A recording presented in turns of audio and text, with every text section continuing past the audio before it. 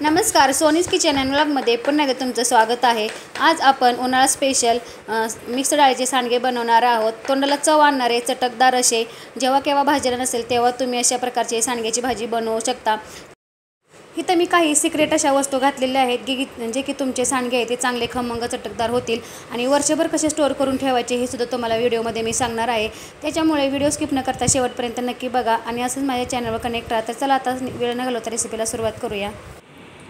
Mix डाळीचे सांडगे बनवण्यासाठी इथं मी 3 प्रकारच्या डाळी घेतलेल्या आहेत। तुम्ही फक्त मुगाच्या डाळीचे सुद्धा करू शकता किंवा नुसत्या मटकीच्या डाळी सुद्धा करू शकता, पण इथं मी आज 3 प्रकारच्या तुम्हाला मिक्स डाळीचे असे सांडगे करून दाखवणार आहे। तर त्यासाठी इथं मी जी आपली मटकीची डाळ असते ना, तर ती मी अर्धा किलो घेतलेली आहे। तर मटकीची डाळ कधी पण जास्तच घ्यायची आहे, तर इथं मी बरोबर अर्धा किलो घेतलेली आहे। मुगाची डाळ इथं मी पावशेर घेतलेली आहे। तर बघू शकता अशा प्रकारे पिवळी आपल्याला अशी डाळ घ्यायची आहे। 2 प्रकारची मुगा डाळीमध्ये असते। इथं ही हरभरा डाळ घेतलेली आहे, मी पावशेर घेतलेली आहे हरभरा डाळ सुद्धा।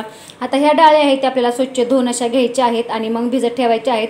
बऱ्याच वेळा काय होतं की कुणी डायरेक्ट भरड आणतं दळून आणि मग ते भिजवून मग सांडगे घालतात, पण अशा प्रकारे सांडगे केले ना खूप छान असे खुसखुशीत होतात, मस्त असे होतात। रात्रभर डाळ भिजत ठेवली ना तर दुसऱ्या दिवशी केले ना सांडगे तुम्ही तर खूप छान होतात। तर चला आता आपण हे डाळ आहे ते स्वच्छ धुवून घेऊया। असं एक मोठं भांडं घेतलेलं आहे, त्याच्यामध्ये हे डाळ घालून घेते। तर आपल्याला डाळ आधी स्वच्छ निवडून घ्यायची आहेत, कचरा वगैरे आहे का बघायचा आहे आणि मगच वापरायचे आहेत। आता ही डाळ आहे ती आता मी स्वच्छ धुवून घेते। जर का तुम्ही डायरेक्ट भरड करून आणायचं असाल ना तर ओल्या फडक्याने पुसून मग भरड करून आणा, अशी धुण्याची काही गरज नाही। धुतल्यावर खूप वेळ लागतो त्याला।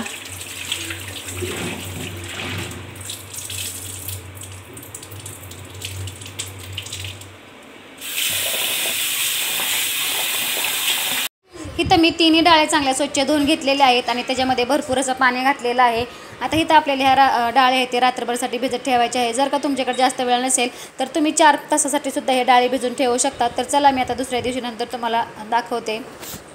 इथं काय झालं माहिती आहे का, मी ज्या डाळी भिजवले होते ना तर त्याच्यात जागा अशी पुरत नव्हती, डाळीवरती आल्या। त्याच्यामुळे मी काय केलं, एक मोठं असं भांडं घेतलं आणि त्याच्यामध्ये सर्व डाळी एकत्रच करून अशा भिजत ठेवल्या। मी रात्रीची तर ह्या एकत्र करून भिजत ठेवलेल्या होत्या, कारण भरपूर अशा फुगून वरती आल्या। आता इथं ह्या डाळी आपल्या छान अशा भिजलेल्या आहेत। आता ह्याच्यामधलं जे पाणी आहे ते काढून घ्यायचं आहे आणि आपल्याला 2 ते 3 पाण्याने स्वच्छ धुवून परत घ्यायचे आहेत। तर चला आता मी हे डाळी आहेत ते स्वच्छ धुवून घेते आणि मग दुसरं पाणी घालून परत एकदा स्वच्छ धुवून घेते आणि मग नंतर मिक्सरमध्ये फिरवून घेते। तर अशा प्रकारे आता मी मोठं मिक्सरचं भांडं घेतलेलं आहे। तर ह्याच्यातच आपल्याला ह्या डाळी आहेत ना ते बारीक करून घ्यायचे आहेत। इथं मी डाळींमधलं सगळं पाणी काढून घेतलेलं आहे। आता इथं आपल्याला थोडं थोडं करून या मिक्सरमध्ये असं जाडसरच भरड बनवायचे आहे आणि लक्षात ठेवायचं आपल्याला पूर्ण पाणी त्यातलं काढून घ्यायचं आहे। अजिबात पाणी जाता कामा नये, कारण हे आपल्या डाळी भिजलेल्या असतात त्याच्यामुळे जरा पाणीदार झालेले असतात, त्याच्यामुळे पाणी घालायची काही गरज नाही आणि जेवढं बसेल तेवढ्या या मिक्सरच्या भांड्यामध्ये घालून जाडसर अशी भरड बनवायची आहे। तर जास्त पण बारीक अशी त्याची पावडर बनवू नका किंवा जास्त अशी पेस्ट बनवू नका, तर जाडसरच अशी तर हे भरड आहे ती बनवून घ्यायची आहे। तर चला आता मी बनवून घेते। पण असं काय झालं की मोठ्या भांड्यामध्ये घेतल्यामुळं ना जास्त असं बारीक होत नव्हतं, म्हणून परत मी छोट्या भांड्यामध्ये ट्रान्सफर करून हे जे डाळ आहे ते अशा प्रकारे दरदरीत अशी बारीक केलेली आहे। तर इथं तुम्ही व्हिडिओमध्ये बघतच आहात की अशा प्रकारे आपल्याला जाडसर अशी भरडून घ्यायची आहे। तर चला आता मी सगळी डाळ आहे ते अशा प्रकारेच भरडून घेते आणि एक आता या भांड्यामध्ये हे जी डाळ आहे ते अशा प्रकारे काढून घेते। इथं आता हे बघू शकता, हे जे मिश्रण आहे ते मी छान असं बारीक असं जरा जाडसर भरडून घेतलेलं आहे। तुम्ही तर बघत असाल असं जरा दरदरीत असं दिसत आहे, रवाळ असं दिसत आहे। आता हे ते आपलं मिश्रण झालं आहे तयार करून। आता इथं मसाले कुठले कुठले घ्यायचे आहेत, तर इथं मी काश्मीरी लाल मिरची पावडर घेतलेली आहे 2 चमचे, हे कलर तिखटसाठी घेतलेले आहे। हिंग घेतलेला आहे 1 चमचा, हळद घेतलेली आहे, जिरं घेतलेलं आहे 2 मोठे चमचे, 1 चमचा मी बेडगे मिरची पावडर घेतली आहे कलरसाठी, लसूण घेतलेला आहे अर्धी वाटी, हा गावरान लसूण आहे तर मी अर्धी वाटी घेतलेली आहे। कसुरी मेथी असते ती घेतलेली आहे 1 चमचा मोठा असा घेतलेला आहे। तुम्हाला आवडत असेल तर घालू शकता, नसेल तर स्किप पण करू शकता आणि ताजी मेथी असेल तर ताजी सुद्धा घेऊ शकता। आणि तो कोथिंबीर घेतलेली आहे, भरपूर अशी मी ही कोथिंबीर कट करून घेतलेली आहे। आता सगळ्यात पहिले आपल्याला जिरं आणि लसूण आहे ते मिक्सरच्या भांड्यामध्ये फिरवून न पाणी घालता आपल्याला जाडसर अशी त्याची भरड बनवून घ्यायची आहे। लसूण आणि जिऱ्याची अशा प्रकारे मी भरड बनवून घेतलेलं आहे। पाणी न घालता आपल्याला हे वाटून घ्यायचं आहे। तर बघू शकता छान असं वाटलेलं आहे। आता हे जे मिश्रण आहे ते आपल्याला ह्या मिश्रणामध्येच घालून घ्यायचे आहे। पेस्ट केलेली आहे ती।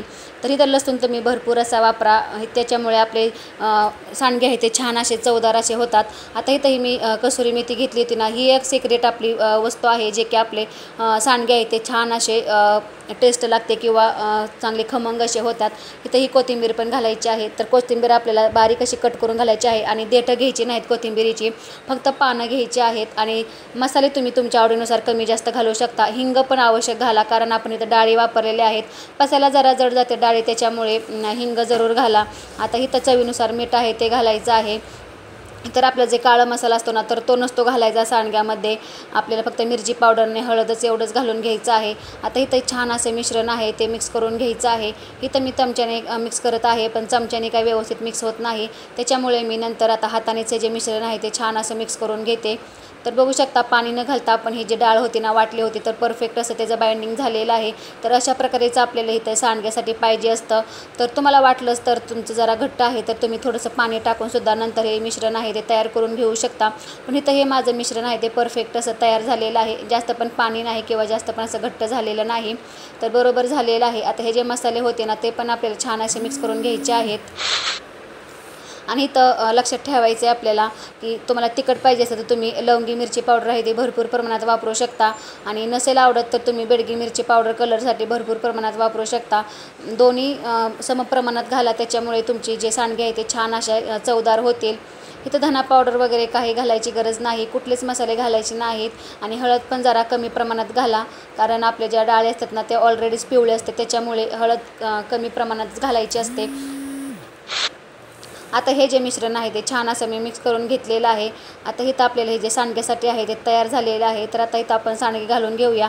तर तुम्हाला मी सांडगे घालण्याची एक नवीन अशी ट्रिक सांगणार आहे, जे की तुम्ही कधी बघितली पण नसेल आणि इझिली असे होती। आणि जेव्हा तुमच्या हाताची आग होत असेल ना, तर तुम्ही अशा प्रकारे सांडगे घालू शकता। तर त्यासाठी व्हिडिओ संपूर्ण बघा। तर चला आपण आता सांडगे घालायला सुरुवात करूया। इथं आधी हे जे सांडगे आहेत ते आपल्याला आधी पारंपरिक पद्धतीने बनवून घ्यायचे आहेत। तर इथं मी आधी हाताने तुम्हाला बनवून दाखवते। अशा प्रकारे आपण जशी रांगोळी काढतो ना, तर तशा प्रकारे अशा हातामध्ये हे जे मिश्रण आहे ते घ्यायचं आहे। तर जास्त प्रमाणात घ्यायचं नाही, एकदम थोडं थोडं घ्यायचं आहे। आणि इथं बघू शकता अशा प्रकारे बारीक असे तोडायचे आहेत। तुम्हाला कुठली साईज आवडते, छोटी मोठी, तुम्ही त्याच्यानुसार तोडू शकता। पण इथं मी बारीकच तोडत आहेत, कारण बारीकच असे छान असे होतात आणि भाजी पण छान अशी आपली होते। तर बघू शकता अशा प्रकारे आपल्याला एकसारखे असे हे सांडगे आहे ते तोडून घ्यायचे आहेत। खूप इझिली असे तुटतात, आणि जर का तुमच्या हाताची आग होत असेल ना, तर तुम्हाला पुढे मी सांगणारच आहेत की कशा प्रकारे जे सांडगे आहे ते बनवायचे आहेत। तर बघू शकता मस्त असे जे सांडगे आपलं परफेक्ट जे मिश्रण आहे ते छान असं तयार झालेलं आहे। जास्त पण पातळ किंवा जास्त पण असं घट्ट झालेलं नाही, मस्त असं झालेलं आहे। आणि डाळी पण अशा परफेक्ट अशा बारीक झालेल्या आहेत। तर चला मी अशा प्रकारे हे जे सांडगे आहे ते घालून घेते। ही झाली आपली पारंपरिक पद्धतीने सांडगे बनवण्याची पद्धत। आता दुसरी एक तुम्हाला पद्धत सांगते मी। तर अशा प्रकारे आपल्याला पायपिंग बॅग घ्यायची आहे, ते बघू शकता अशा प्रकारे। आणि आता हे जे मिश्रण आहे ते आपल्याला ह्या पायपिंग बॅगमध्ये भरायचं आहे। जर का तुमचे 1 किलोचे असते सांडगे तर 1 तास लागत असेल, तर हे तर आपले अर्ध्या तासातच हे सांडगे आहे ते तयार होतात। तर अशा प्रकारे पायपिंग बॅगमध्ये भरून घ्यायचं आहे। इथं बघू शकता अशा प्रकारे मी पायपिंग बॅगमध्ये भरून घेतलेलं आहे। आणि हे जे पुढचं टोक आहे ना ते आपल्याला कट करून घ्यायचं आहे। तर जास्त पण मोठं करू नका, अशा प्रकारे बारीक असं करा। आता इथं बघू शकता मी घालते, व्हिडिओमध्ये तुम्ही बघतच आहात। अशा प्रकारे तुम्ही तुमच्यानुसार छोटे मोठे करू शकता।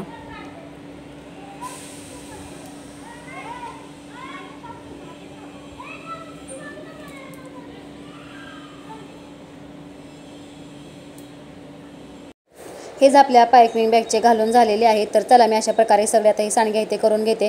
पण मी आता इथं हे सांडगे आहे ते सगळे हातानेच घालणार आहे। इथं मी जे सांडगे आहेत ते सगळे हातानेच घातलेले आहेत, आणि इथं मी ताटामध्येच घातलेले आहेत, आणि ताटामध्ये घालून असे उन्हामध्ये आणून ठेवलेले आहेत। तर बघू शकता खूप मस्त असे झालेले आहेत, आणि भरपूर असे झालेले आहेत हे सांडगे। आता आपल्याला हे सांडगे आहे ते 2 दिवस कडकडीत उन्हामध्ये वाळवून घ्यायचे आहेत। तर असेच हे उन्हामध्ये वाळवून घ्या।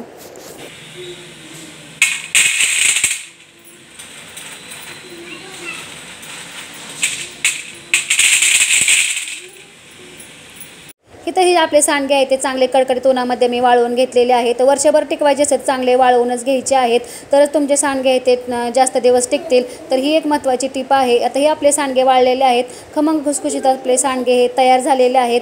आजचा व्हिडिओ कसा वाटला नक्की कमेंटमध्ये सांगा आणि व्हिडिओ आवडल्यास प्लीज लाईक शेअर सबस्क्राईब करा.